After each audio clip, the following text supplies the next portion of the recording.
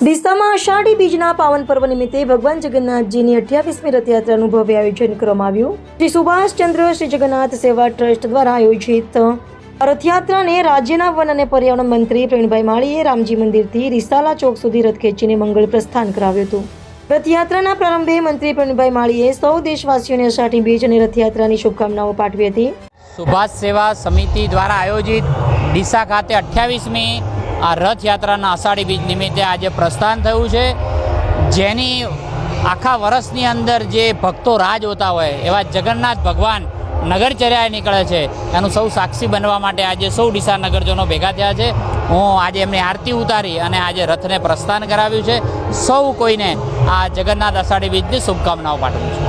તેમણે ભગવાન જગન્નાથજીના ચરણોમાં શીશ ઝુકાવીને દેશ અને રાજ્ય સુખ, સમૃદ્ધિ, શાંતિ તથા સર્વાંગી વિકાસના માર્ગે સતત આગળ વધતું રહે તેવી મંગલ પ્રાર્થના કરી હતી। યાત્રાના પ્રસ્થાન પૂર્વે ભગવાનની દિવ્ય આરતી ઉતારવામાં આવી હતી।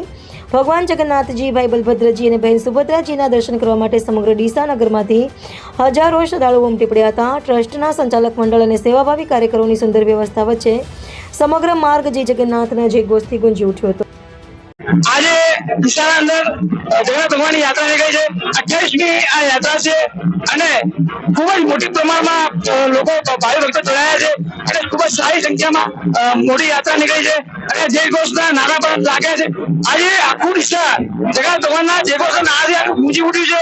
સનાતન ધર્મની જગ્યા જગ્યા જે બોલાવી છે જય જય શ્રી રામ।